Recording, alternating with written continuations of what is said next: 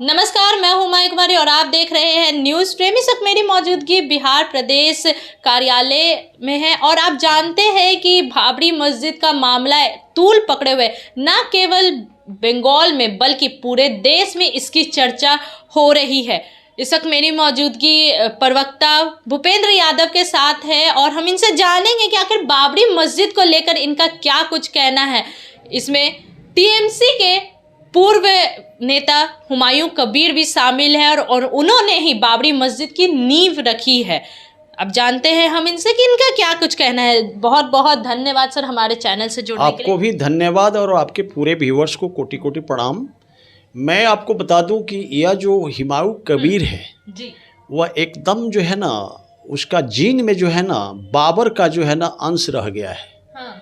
ऐसे ऐसे लोग जो इस देश के आक्रांता बाबर जो है ना हमारे देश को स्मिता से लेकर के हमारे देश के संपत्ति को लूटा और वैसे लुटेरे के नाम से बाबर का नाम से देश के अंदर में मस्जिद यह बर्दाश्त नहीं होगा।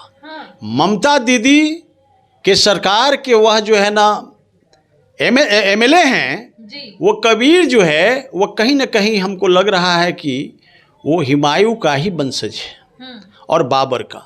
और या तो एकदम यदि इस देश के अंदर में हमारे यहाँ कम से कम 16% मुसलमान इस देश की धरती पर धरा पर जो है वास करते हैं और एक पर एक नेता और एमपी और एमएलए हैं, लेकिन उन्होंने कभी भी इस तरह की बात को सोचा ही नहीं। लेकिन टीएमसी की आपने बात कही है तो ममता बनर्जी ने खुद ही उनको अपने पार्टी से निकाल दिया है इस बात को लेकर। तो क्या कुछ कहना चाहेंगे इस पे? अभी आगामी विधानसभा चुनाव है बंगाल में। देखिए ममता दीदी जो है ना डुअल पॉलिसी खेल रही हैं। हाँ। वो एक तरफ कहते हैं चोर को कहते हैं चोरी करो, साथ को कहते हैं जगे रहो। हाँ। तो ममता दीदी मैं आपके चैनल के माध्यम से बताना चाहता हूं कि आप डुअल पॉलिसी खेल करके जो खेला होबे का जो नारा आप देती हो, इस बार तुम्हारी शर्मनाक हार होगी।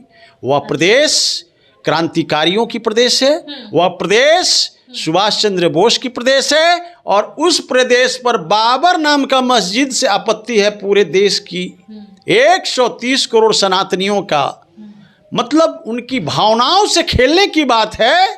तो मैं आपके चैनल के माध्यम से बता दूं कि मैं देश के प्रधानमंत्री आदरणीय नरेंद्र मोदी जी से मैं मांग करूंगा और गृह मंत्री जी से कि कबीर जैसे जितने भी इस प्रदेश के अंदर में या किसी भी प्रदेश के अंदर में मुसलमान इस तरह का सोच रखने वाला है, उनको जो है ना एकदम उठा करके शेल्टर रूम में बंद कर दिया जाए और वैसे लोगों को दंडित करके। ऐसे सिर्फ बंगाल के ही मुसलमान नहीं बल्कि देश भर के मुसलमान भी शामिल हो जाएंगे, क्योंकि मुरादाबाद में अभी देखा गया है कि सिर्फ एक हुमायूं कबीर ही नहीं बल्कि कई मुसलमान वहां पर जमा हुए और जमीन पे ईंट गाड़ रहे हैं, कोई सीमेंट ला रहा है, कोई पत्थर ला रहा है और बाबरी मस्जिद का निर्माण करने की कोशिश कर रहा है। तो इसमें कहीं ना कहीं बंगाल के मुसलमान जुड़े हुए हैं, देश के मुसलमान आ रहे हैं। तो क्या इतना लोगों को शेल्टर होम में डालना कहाँ तक सही होगा? एक बात और सुन लीजिए, पूरे देश में मात्र 2 लाख ही मुसलमान हैं।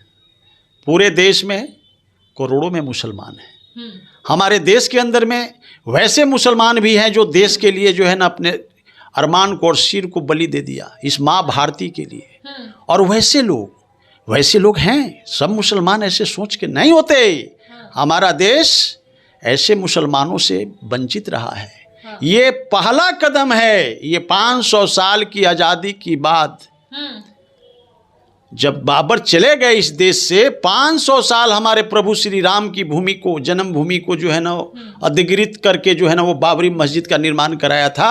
वैसे वैसे कितने हमारे हिंदू महापुरुषों के जमीन को कब्जा करके जो है ना इन लोगों ने, आक्रांताओं ने हमारे देश की स्मिता और हमारे देश के रिसोर्स को लूट करके ये जो है ना बाबर जैसे लोग हमारे देश को मटियामेट किया। तो वैसे लोगों को खास करके देश की जनता बर्दाश्त नहीं करेगी।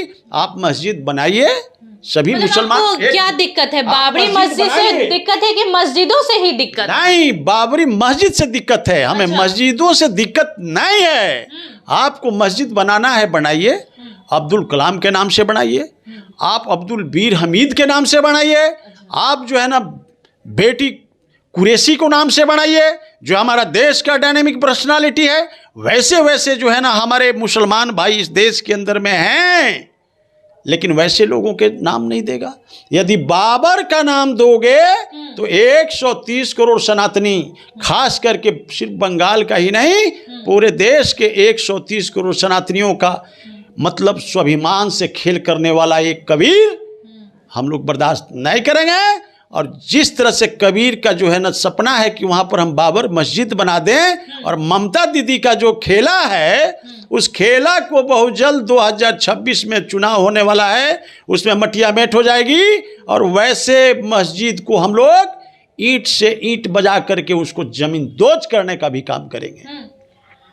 तो आपने सुना प्रवक्ता भूपेंद्र यादव की बात। उन्होंने कहा है कि मस्जिद बनानी है तो बाबर की नहीं बल्कि उन लोगों के लिए बनाए जो हमारे आज़ादी के लिए लड़े हैं, जो हमारे लिए हमारे देश के लिए काम किए हैं। उन्हें मुसलमानों से दिक्कत नहीं है, उन्हें दिक्कत उन मुसलमानों से है जो बाबर की पूजा करना चाह रहे हैं, जो बाबर के लिए कुछ करना चाह रहे हैं। फिलहाल के लिए इतना ही। मैं माही कुमारी, न्यूज़ फ्रेम, पटना से।